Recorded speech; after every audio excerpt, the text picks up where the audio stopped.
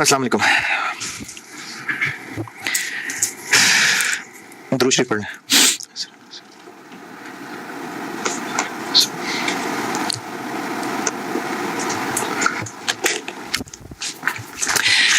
अच्छा जी, कल तो खैर सलाम दुआ में टाइम गुजारा था और मैंने कुछ कैफ के बेसिक स्टैंडर्ड्स रिवाइज किए थे।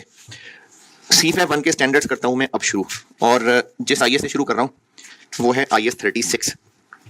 अच्छा, ये जो रिकॉर्डिंग वाले हैं ना, इनको एक बड़ी मुखलिस और ख़ास नसीहत। आपके ना अगर आर्टिकल्स अभी चल रहे हैं, रिकॉर्डिंग वाले आर्टिकल्स वाले होंगे मोस्टली, तो आप ने या तो अपने दिल की तसल्ली के लिए या अपने ऑफिस के प्रेशर के लिए ये एक्सेप्ट कर लिया कि बस ऑनलाइन क्लासेस ले लेते हैं। लेकिन इससे ना फर्ज पूरा नहीं होगा, आपको लेक्चर सुनने भी पड़ेंगे।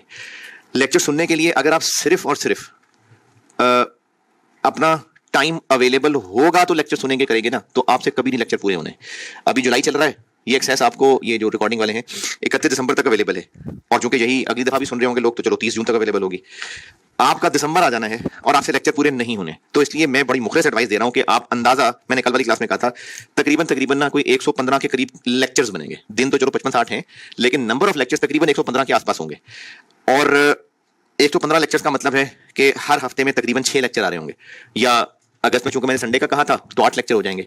अब आप अपना प्लान बना लीजिए, एक हफ्ते में 8 लेक्चर पूरे होने चाहिए। अब आप उसके लिए चाहे सुबह का टाइम लेके बैठे, चाहे रात का टाइम लेके बैठे। अच्छी बात नहीं है कि आप ऑफिस ड्यूरेशन में करें, ये अच्छी बात नहीं है, लेकिन चलें, आपकी अपनी मर्जी है। लेकिन जब तक आप रोजाना के 2 लेक्चर्स या कम से कम पूरे वीक में फैला के रोजाना का 1 लेक्चर नहीं करेंगे ना, आपसे दिसंबर में लेक्चर नहीं पूरे होने। तो इसलिए इसको डिसिप्लिन से चलाना पड़ेगा, वरना आपसे मैनेज नहीं होगा। आप जैसे ऑफिस के लिए रोजाना, हो सकता है किसी के कन्वीनियंस का मसला हो तो रोजाना 9 बजे 8 बजे पहुंच जाते हैं, तो ऐसे ही ना आपको लेक्चर्स का भी डिसिप्लिन रखना पड़ेगा। और 2 पे 1.75 पे भी खुदा के लिए ना सुनना, जो लेक्चर जिस स्पीड पे चल रहा है 1 पे, उस पे चलाएं, और सिर्फ चलता हुआ लेक्चर ना देखें। अगर उसके साथ कोई सवाल कह रहा हूं तो सवाल भी करें। IS 36, impairment of assets. अच्छा, अगर कोई बहुत टेक्निकल बात मिसाल से समझाने वाली होगी ना, वो बोर्ड पे लिखूंगा, वरना मैं ज़बानी समझाऊंगा और आपको बुक में से कहूंगा फलाने पेज पे फलानी चीज पढ़ लें। वो पढ़ना है साथ साथ, मुर्दों की तरह नहीं बैठना है, पढ़ना है साथ साथ। तो जो ज्यादा कोई टेक्निकल बात समझाने वाली भी होगी वो मैं बोर्ड पे मिसाल से समझाऊंगा, वरना बाकी मैं ज़बानी बोलूंगा, और फिर जो पढ़ने को कहूंगा वो पढ़िएगा। ये मैंने बुक में चैप्टर नंबर 2 बनाया हुआ है, और इसके पहले पेज पे आ जाए।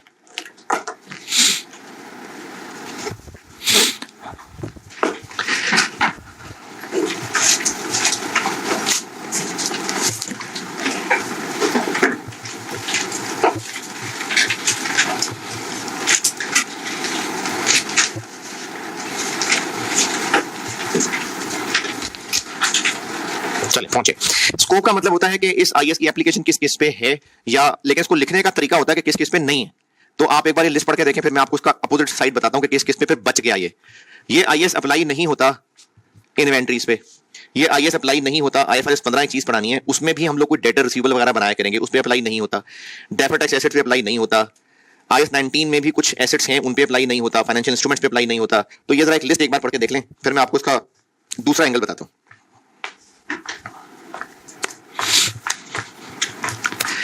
ये एग्जाम उसका डब्बा नहीं, सिर्फ स्कोप।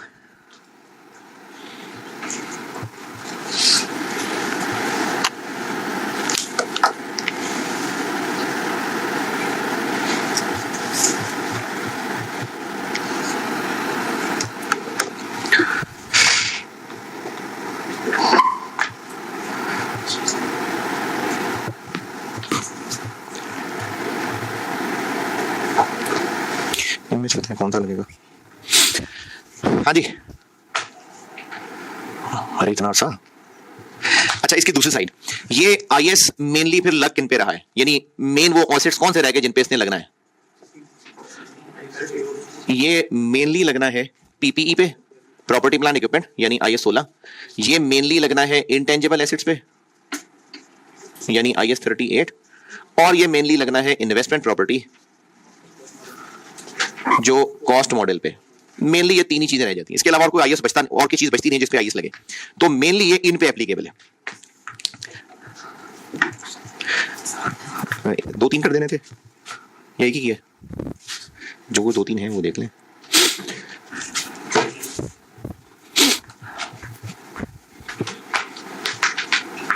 अच्छा, इसका कॉन्सेप्ट समझें। बचपन की बात, डेटर, अगर डेटर्स 50 मिलियन के बैलेंस शीट में आ रहे हैं और हमें उम्मीद है कि इससे पैसे मिल जाएंगे, तो फिर तो ठीक है, ये एसेट है। लेकिन अगर लगता है कि इसमें से 10 मिलियन नहीं मिलेगा, तो एहतरामन इसको एसेट कहते हैं। जब पता है 10 मिलियन नहीं मिलेगा, क्योंकि एसेट कॉन्सेप्चुअली क्या होता है, क्या होता है एसेट, जिससे फ्यूचर बेनिफिट्स मिलेंगे, तो हमें उससे फ्यूचर बेनिफिट्स मिलेंगे इसलिए एसेट कहते हैं। तो अगर हमें इससे फ्यूचर बेनिफिट्स मिलते नजर आ ही नहीं रहे, तो फिर एमी दिल दुखेगा इसको एसेट कह के। तो एसेट का तो मेन कॉन्सेप्ट यही है कि इससे फ्यूचर बेनिफिट्स मिले। और बड़े बूढ़ों का कॉन्सेप्ट है, प्रूडेंस कॉन्सेप्ट, कि एसेट्स को उनकी औकात से बढ़ा के नहीं दिखाना। तो अगर हमें इससे इतनी रिकवरी हो रही है तो ठीक है, नहीं हो रही तो फिर इसको एसेट कहने की जरूरत नहीं है। सेम कॉन्सेप्ट इन पे भी अप्लाई होता है। आइए 16 अप्लाई कर दिया, property plant equipment, building plant machinery वगैरह किस अमाउंट पे बुक्स में आ रही होगी, हैं जी? प्लांट एंड मशीनरी किस अमाउंट पे बैलेंस शीट में आएगी? WDV कैसे निकली होगी? Cost minus accumulated deduction. और अगर रिवैल्यूएशन मॉडल है तो revalued amount S accumulated deduction, ये कहलाती है उसकी कैरिंग अमाउंट। इसी तरह से ये भी है, इसी तरह से ये भी है। तो ये अपने अपने आईएएस के मुताबिक एक कैरिंग अमाउंट्स पे आ गई, इसको हम कह देते हैं इसकी कैरिंग अमाउंट।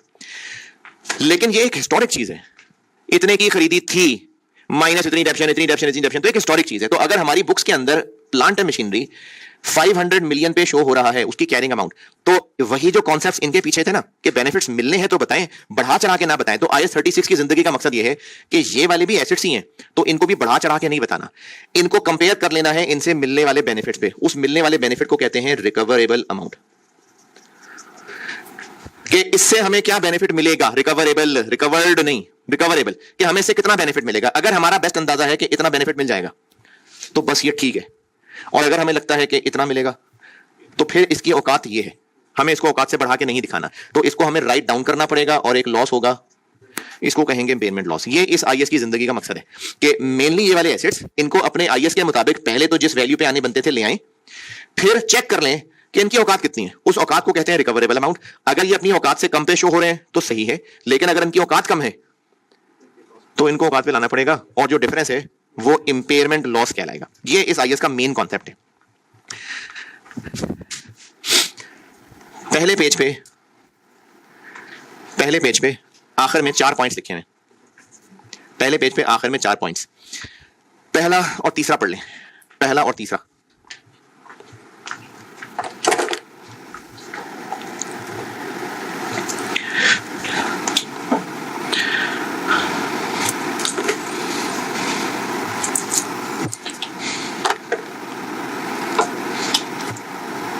हाँ जी, पहला तीसरा, ओके। अच्छा, चौथा समझाता हूं। जब हमने एसेट की कैरिंग अमाउंट को इससे कंपेयर किया और औकात बहुत कम थी, तो ये हमें एक और फिगर भी बनाए के देगा कि हम तो सोच रहे थे 20 साल चल जाएगा, तो कहीं ऐसा तो नहीं कि 20 साल ना चल सके। तो जब भी इसको इंपेयरमेंट टेस्ट, इसको कहते हैं इंपेयरमेंट टेस्ट करना, इसको कैरिंग अमाउंट को रिकवरेबल से कंपेयर करना, तो इससे हमें यह भी सोचना चाहिए कि हमारे जो एस्टिमेट्स थे क्या वो सही है या उसमें कुछ चेंज करने की जरूरत है। ये पॉइंट 4 में लिखा हुआ है।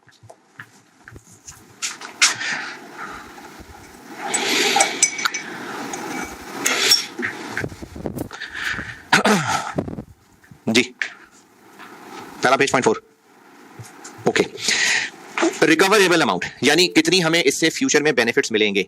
अच्छा, प्लांट एंड मशीनरी है, इसको हमने बेचना है, क्यों खरीदा था, यूज करना है। तो अगर हमने इसको यूज किया तो ओवर द लाइफ हमें टोटल कितने बेनिफिट्स मिलेंगे। एक मेन तो ये बेनिफिट्स हैं, लेकिन बहरहाल मायूसी का एक रास्ता तो और भी है। अगर नहीं यूज करना तो बेच भी सकते हैं। तो इससे मिलने वाले बेनिफिट्स, एक इसका मेन रास्ता और एक चोर रास्ता। मेन रास्ता यूज करेंगे तो क्या मिलेगा, चोर रास्ता नहीं यूज करना तो बेचेंगे तो क्या मिलेगा। तो इन दोनों में से जो हायर है उसको रिकवरेबल अमाउंट कहते हैं। पॉइंट 3 पढ़ लें, पॉइंट 2 पढ़ लें, पहले पेज पे लिखे हुए एंड पे 4, पॉइंट 2 पढ़ लें।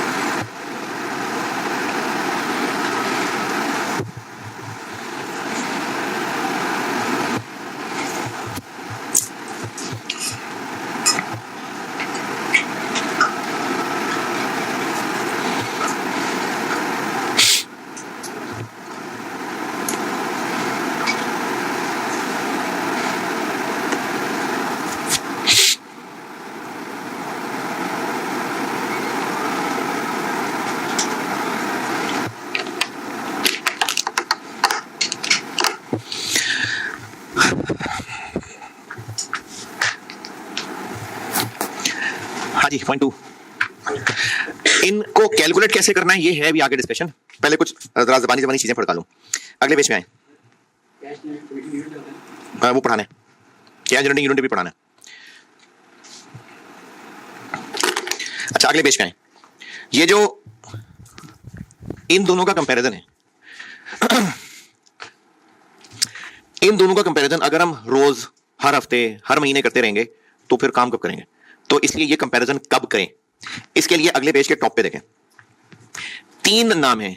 एक वो इंटेंजिबल एसेट्स जिनकी लाइफ इंडेफिनिट है, एक वो इंटेंजिबल एसेट्स जैसे सॉफ्टवेयर जो अभी बन रहा है, not yet available for use, और गुडविल, ये ग्रुप बैलेंस शीट जब कंसोलिडेशन पढ़ेंगे ना तब आएगी। वो इंटेंजिबल एसेट जो अभी बन रहा है, वो इंटेंजिबल एसेट जो इंडेफिनिट यूज होगा, और गुडविल। इन तीनों के लिए ये काम कब करना है? हर साल। और इसके अलावा बाकी सब के लिए देखें, एक है शुगर का मरीज, उसको शुगर कब चेक करनी चाहिए? शुगर का, ब्लड प्रेशर का मरीज है डेली ना, रेगुलरली करनी चाहिए। और फिट आदमी बिल्कुल, उसको भी है। हाँ, तो जब उसको सिम्टम्स लगे तो इंटेंजिबल एसेट जो अभी बन रहा है, इंटेंजिबल एसेट जिसकी इंडेफिनिट लाइफ है, और गुडविल, इन तीनों को करना है हर साल कंपेयर, इंपेयर नहीं, हर साल कंपेयर। और इसके अलावा बाकी जो सेहतमंद एसेट हैं उनके सिम्टम नजर आए तो टेस्ट कर लें, नहीं तो कोई जरूरत नहीं है। ये लेफ्ट और राइट दोनों कॉलम में ये बात लिखी हुई है। दूसरे पेज के टॉप पे जो टेबल बना हुआ है, ये मैंने उसकी बात की, पढ़ ले। ये जो मैं सिम्टम्स कह रहा हूं ना, यहां पर उसको इंडिकेशन का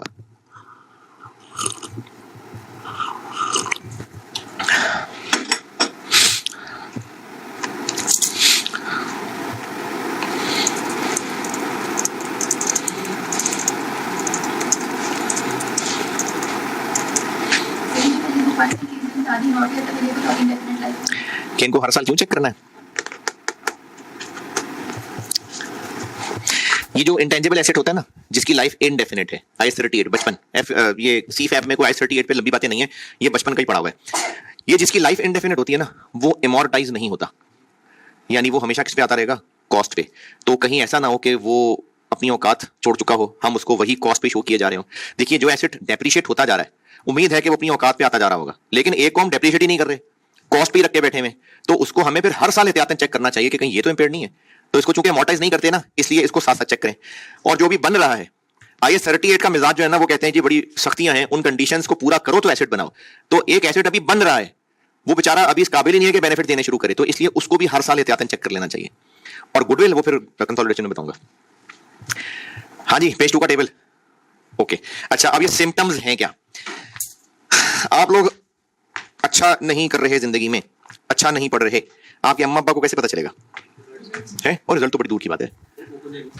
खुद हरकतें चेक कर लेंगे, घर में आपकी परफॉर्मेंस देख लेंगे, और कैसे पता चलेगा? कोई और बता देगा। तो 2 ही बातें, या वो खुद देख लेंगे या कोई और बता देगा। तो हमारे ये एसेट्स, अब इनमें वो बात नहीं रही, या तो बिजनेस को खुद पता चल जाएगा या बाहर वाले बताएंगे। तो ये जो बाहर वाले बताएंगे इनको कहते हैं एक्सटर्नल सोर्सेज ऑफ इंडिकेशंस, और जो खुद पता लग जाएगा वो इंटरनल है। एक्सटर्नल समझाता हूं। जैसे जैसे प्लांट पुराना होता जाएगा, इसकी वैल्यू बढ़ती जाएगी, कम होती जाएगी? कम होती जाएगी। लेकिन अगर अचानक ही गिर गई है, यानी इस मशीन की अब वो वैल्यू नहीं रही, तो फिर अचानक ही कुछ हुआ है। अब वो अचानक क्या हुआ हो सकता? उससे बेहतर टेक्नोलॉजी की मशीन आ गई मार्केट में, अब लोग इस मशीन को नहीं खरीदा करते। अच्छा, इसका एक और दूसरा इफेक्ट, अगर टेक्नोलॉजी चेंज हो गई है तो इससे जो प्रोडक्ट बनता था नई मशीन से, फिर प्रोडक्ट भी बेहतर बनने लग गया होगा। तो जो इस मशीन से प्रोडक्ट बनता था, फिर वो प्रोडक्ट भी मार्केट में इतना मशहूर नहीं रह जाएगा। तो ये भी नहीं, इन्वेंटरी इंपेयर्ड नहीं हो जाएगी। हमें ये शक पड़ जाएगा कि इस मशीन से हमने जो बेच के कमाना था, अब हम उतना नहीं कमा सकेंगे। तो मशीन की वैल्यू मार्केट में गिर जाना इज एन इंडिकेशन कि अब इसमें वो बात नहीं रही। ये मैंने आपको एक्सटर्नल सोर्सेज में से पहला पॉइंट बता दिया, ये पढ़ लें।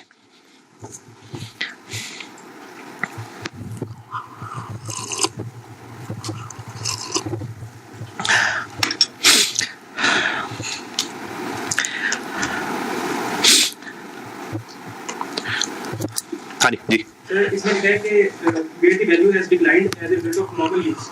तो normal use तो normally डेप्रिसिएशन, ये कहाँ लिखा है? एक्सटर्नल का कदम, value has declined significantly more then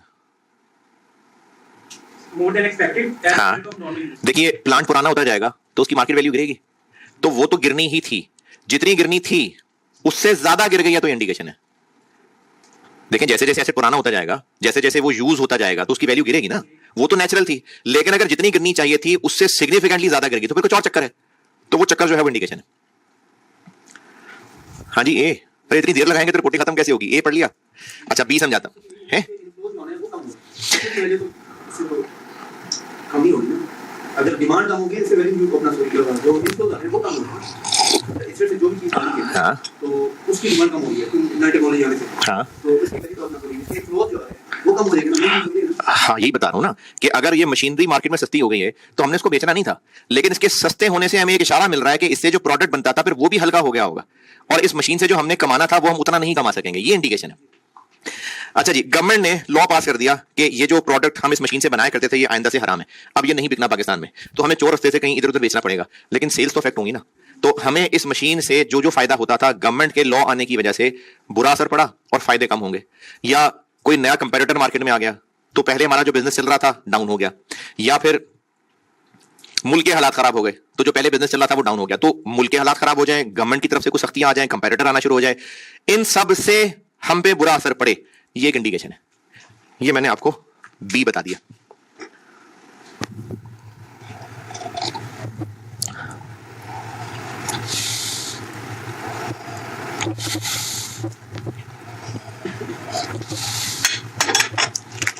हाँ जी, बी।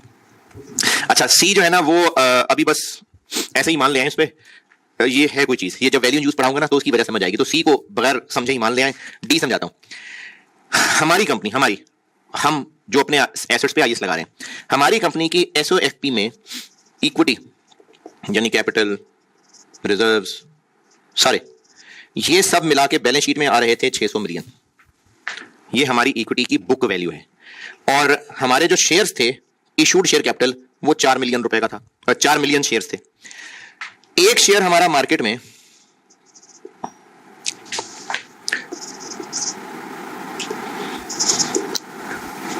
120 रुपए का ट्रेड हो रहा है। हमारी कंपनी का एक शेयर मार्केट में 120 रुपए का ट्रेड हो रहा है।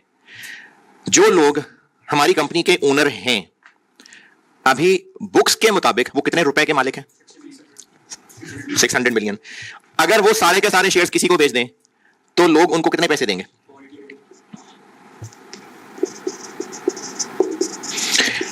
यानी जो अभी हमारा बिजनेस है, बाहर वाले उसका ओनर बनने के लिए बस इतने पैसे देने को तैयार है, यानी उनकी नजर में हमारा बिजनेस गिर गया हुआ है, हमें ही नहीं पता चल रहा, उन लोगों को लगता है हमारे बिजनेस में वो बात नहीं है। तो ये भी एक इंडिकेशन है कि अगर हमारी इक्विटी की बुक वैल्यू ज्यादा है, और इसको कहते हैं मार्केट कैपिटलाइजेशन, ये कम है और बुक वैल्यू ज्यादा है, तो इसका मतलब है लोग हमारी कंपनी के ओनर बनना नहीं चाहते। तो क्यों नहीं चाहते? क्योंकि हमारी कंपनी डाउन जा रही है। तो ये भी एक इंडिकेशन है, ये पॉइंट डी है।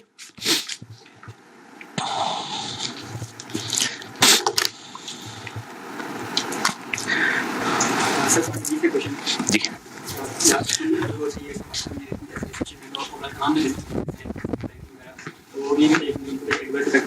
तो क्या इसी इकोनॉमिक रिवर्स इफेक्ट जैसे तमाम के तमाम जो पाकिस्तानी इकोनॉमी की कंपनी है उनके फिक्स एसेट्स वो इंपेयर हो चुके? नहीं, वो इंपेयरमेंट टेस्टिंग करके चेक करेंगे।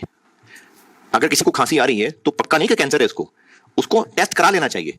तो अगर मुल्की हालात खराब है तो उसका मतलब ये नहीं कि इंपेयर्ड हैं, इसका मतलब वो टेस्ट करा लें, हो सकता है ना हो इंपेयरमेंट लॉस, तो उनको टेस्ट करा लेना चाहिए। हाँ जी, पॉइंट डी। अच्छा, ये इंटरनल भी देख लें, फिर नमाज पढ़ लेते हैं। इंटरनल सोर्सेज, अगर बिजनेस को खुद ही पता चल जाए कि हमारे एसेट्स में वो बात नहीं रही, तो खुद ही कैसे पता चल जाएगा?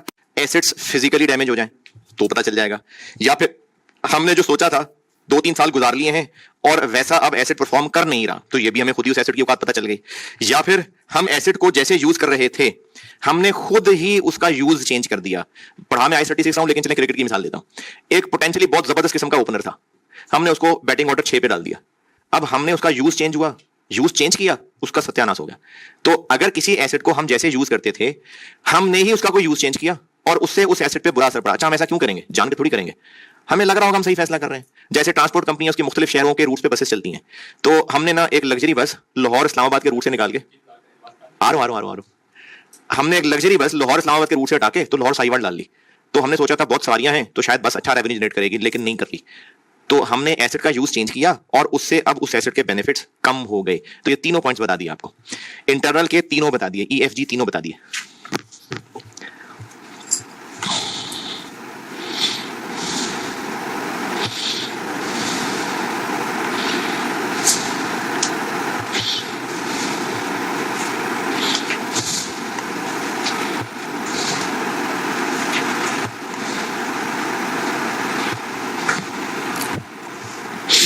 हाँ जी, तीनों पॉइंट्स।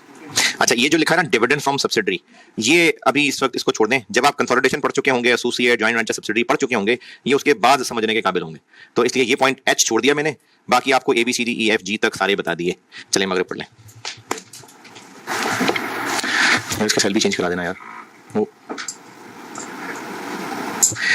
अच्छा, अभी मैंने क्या किया था, इंडिकेशन पे बात होगी थी। Okay, indication done.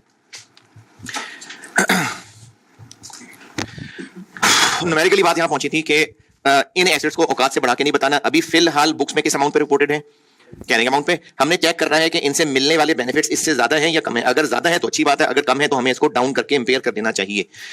इसको कैलकुलेट कैसे करना है, दो बातें। अगर इस्तेमाल करेंगे तो क्या बेनिफिट्स मिलेंगे, उसको कहते हैं वैल्यू इन यूज, यानी इस्तेमाल करने में क्या वर्थ छुपी हुई है। या अगर नहीं इस्तेमाल करने का दिल तो बेच देंगे। बेचेंगे तो नेट कितने पैसे मिलेंगे, fair value less cost to sell. इन दोनों में से जो हायर है उसको कहते हैं रिकवरेबल अमाउंट। मैं पेज 2 पे हूं और पेज 2 के ना आखिर में एक हेडिंग है मेजरिंग रिकवरेबल अमाउंट, पेज 2 के आखिर में। हाँ जी, पेज 2 पहुंचे। इन दोनों में से ज्यादा इंपॉर्टेंट कौन सी है, ज्यादा कॉन्सेप्चुअल कौन सी है प्लांट से बेनिफिट्स लेने के लिए, वैल्यू इन यूज या fair value less cost to sell. क्योंकि हमारा मकसद ही इस्तेमाल करना है। तो अगर किसी वजह से fair value less cost to sell नहीं भी पता चल रही ना, तो वैल्यू इन यूज ही को रिकवरेबल अमाउंट कह देंगे। दूसरा पॉइंट पढ़ लें, पेज 2 के सबसे आखिर में।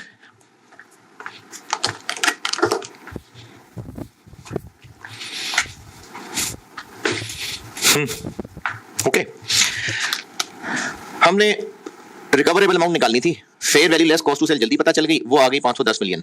और वैल्यू इन यूज में अभी जरा कैलकुलेशंस में टाइम लगना था, तो इस पे मेहनत करें या रहने दें? नहीं, रहने दें, क्योंकि या तो ये से कम आएगी तो ये रिकवरेबल है, या ये ज्यादा आएगी तो फिर रिकवरेबल और ज्यादा है, तो इंपेयरमेंट हरगिज है ही नहीं। तो इस मेहनत में से अगर एक ही वैल्यू पता चली और वही इससे ज्यादा आ गई तो फिर दूसरी पे टाइम जाया नहीं करना। ये पॉइंट 1 पढ़ लें।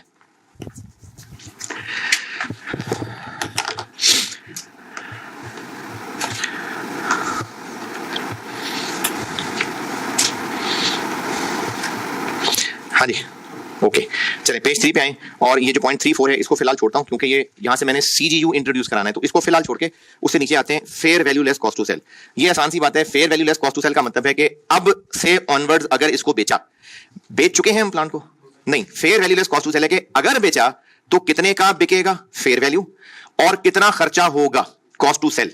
और ये जो है ना कितना खर्चा होगा, इसका एक और स्टाइल कहने का ये है कि बिकेगा तो खर्चा होगा, नहीं बिकेगा तो वो खर्चा कॉस्ट टू सेल है जो इंक्रीमेंटल है। इंक्रीमेंटल का मतलब होता है कि किसी काम से रिलेटेड अगर कोई खर्चा इंक्रीमेंटल है तो उसका मतलब है वो काम होगा तो खर्चा होगा, वो काम ना हुआ तो खर्चा नहीं होगा। तो फेयर वैल्यू का मतलब है जो फेयर वाकई वैल्यू बनती है, मजबूरन वैल्यू नहीं। यानी हमने प्लांट बेच के निकलना है, कोई कह रहा है कि अभी पैसा चाहिए तो बताओ इतने पैसे दूंगा, ये मजबूरन वैल्यू है। अगर कोई बेचने का प्रोसीजर नॉर्मल 3-4-5 महीने का है तो उस नॉर्मल प्रोसीजर पे चलते हुए कितने का बिकेगा, ये फेयर वैल्यू है। और कॉस्ट टू सेल कौन सा खर्चा लेना है, जो खर्चा करेंगे तो बिकेगा, या बेचना होगा तो खर्चा करना पड़ेगा, ये है कॉस्ट टू सेल। इसके लिए आप ना fair value less cost to sell की हेडिंग में पहले 2 पॉइंट पढ़ लें, फिर तीसरा मैं समझाता हूं। पहले 2 पॉइंट पढ़ लें।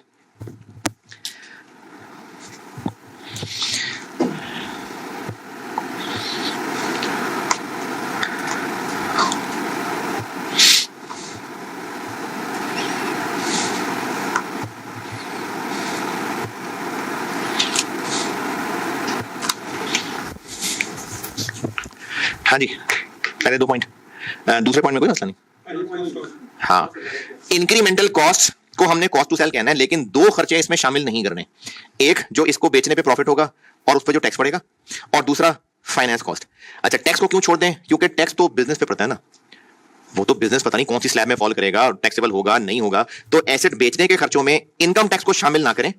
और अगर हम ये खर्चा करेंगे और पैसे वैसे होंगे नहीं, और हम रनिंग फाइनेंस या ओवरड्राफ्ट से खर्चा करेंगे तो उस पर इंटरेस्ट भी पड़ेगा, तो वो एसेट बेचने का खर्चा है।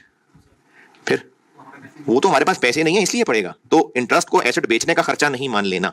तो पॉइंट नंबर 2 में कॉस्ट टू सेल का मतलब है सारे वो खर्चे जो बेचते हुए होंगे सिवाय इनकम टैक्स के और इंटरेस्ट कॉस्ट के। ये तो देखो IFRS 13 की ना डेफिनेशन लिखी हुई है, और अभी हम इस वक्त बात कर ही सिर्फ एसेट की रहे हैं, तो इसलिए सिर्फ एसेट वाली बात पढ़ लें। ये तो पूरी डेफिनेशन छाप दी ना IFRS 13 वाली, IFRS 13 वाली।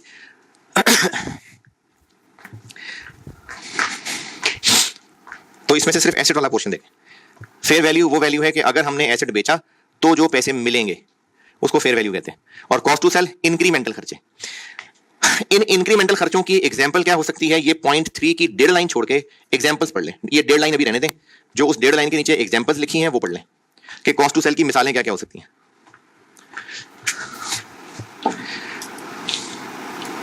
लीगल कॉस्ट क्या हो सकता है, हमें एसेट बेचने के लिए कोई डीड बनवानी पड़ती हो, स्टाम्प पेपर होता हो तो उसका खर्चा, स्टाम्प ड्यूटी का खर्चा। हो सकता है कि किसी इलाके में कोई और टैक्स लगाओ कि फलानी गाड़ी फलाना प्लांट बेचेंगे तो इतना टैक्स देना पड़ेगा, इनकम टैक्स नहीं, कोई और टैक्स। हो सकता है एसी बेचना है तो उसको उखाड़ना भी तो पड़ेगा, तो cost of removing the asset.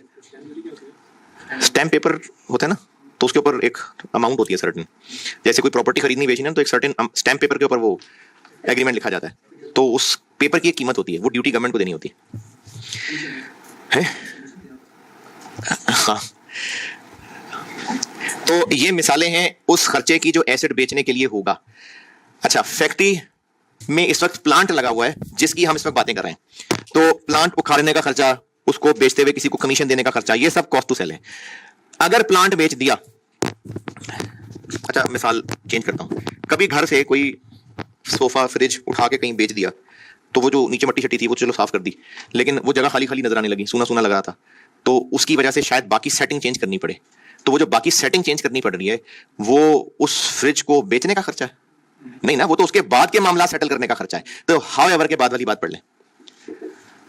Plant को अगर बेचा तो उसके बाद हो सकता है उसके वर्कर्स को नौकरी से निकालने पे कुछ पैसे देने दिलाने पड़े, हो सकता है जो बाकी टेढ़ी मेढ़ी जगह हो गई थी उनको ठीक करना पड़े, तो वो खर्चे प्लांट बेचने का खर्चा नहीं है। तो ये हाउ एवर के बाद वाली बात पढ़ लें सारी।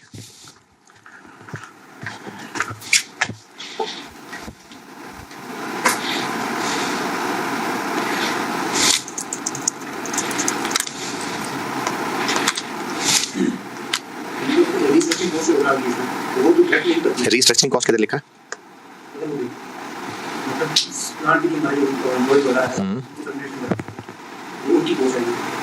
वो प्लांट बेचने का खर्चा है नहीं ना, है? नहीं नहीं नहीं, क्या वो प्लांट बेचने का खर्चा है? हमने इस एसी को उतार के बेचना है, तो इसके बेचने का खर्चा कौन सा जरूरी है करना? उतारने का खर्चा। अब इसको उतार दिया, हम उदास रहने लगे, एसी होता था, अब उस उदासी को बुलाने के लिए बाहर पार्टी करने चले गए, तो वो भी एसी बेचने का खर्चा है। बाहर जा रहे थे, एक्सीडेंट हो गया, वो मोटरसाइकिल रिपेयर करानी पड़ी, वो भी एसी बेचने का खर्चा है नहीं ना। तो एसी बेचने का खर्चा कॉस्ट टू सेल है, उसके बाद के हालातों वाकयात में होने वाला खर्चा बेचने का खर्चा नहीं।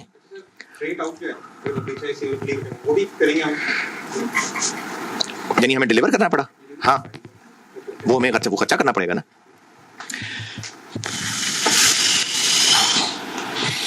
अच्छा, अभी पॉइंट 3 की 1.5 लाइन क्या है ये समझाता हूं।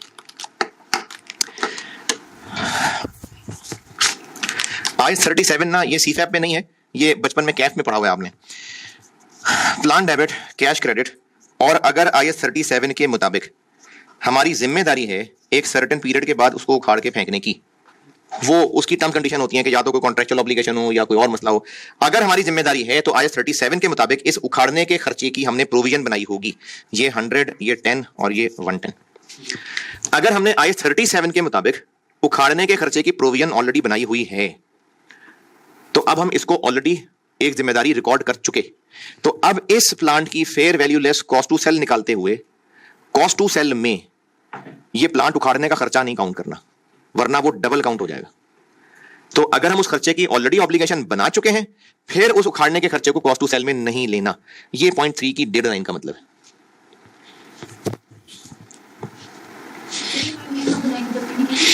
नहीं IS 37 present obligation as result of past event, वो होता है कि अगर हमने कोई किसी इलाके में प्लांट लगा लिया, हो सकता है उस इलाके की लोकल गवर्नमेंट ने कहा था कि 20 साल हैं आपके पास, अगर आपको ये शर्त मंजूर है कि 20 साल बाद प्लांट उखाड़ो और यहां से दूर ले जाके फेंको तो लगाओ प्लांट, तो हमने गवर्नमेंट की शर्त मान ली, इस वादे पे प्लांट लगा लिया, तो अब हमारी लीगल ऑब्लिगेशन है प्लांट को कल को उखाड़ना, तो वो प्रोविजन बनेगी और उसका डेबिट प्लांट में जाता है। हाँ जी, fair value less cost to sell के तीनों पॉइंट। ओके है जी। कंटिजेंट लायबिलिटी बनाई हुई है, बनाई हुई तो डिस्क्लोज तो जो मर्जी करते हैं, रिकॉग्नाइज्ड तो जो प्रोविजन बनाई हुई है हमने उस खर्चे को कॉस्ट टू सेल में नहीं काउंट कर लेना। Fair value less cost to sell done. अब आते हैं वैल्यू इन यूज पे। अच्छा, वैल्यू इन यूज का ऐसा करता हूं मैं, ये रिकॉर्डिंग वालों के लिए बस मैं ना ये लेक्चर 3 यहीं एंड करता हूं, फिर लेक्चर 4 लगाता हूं, ठीक है? लेक्चर 3 यहीं एंड।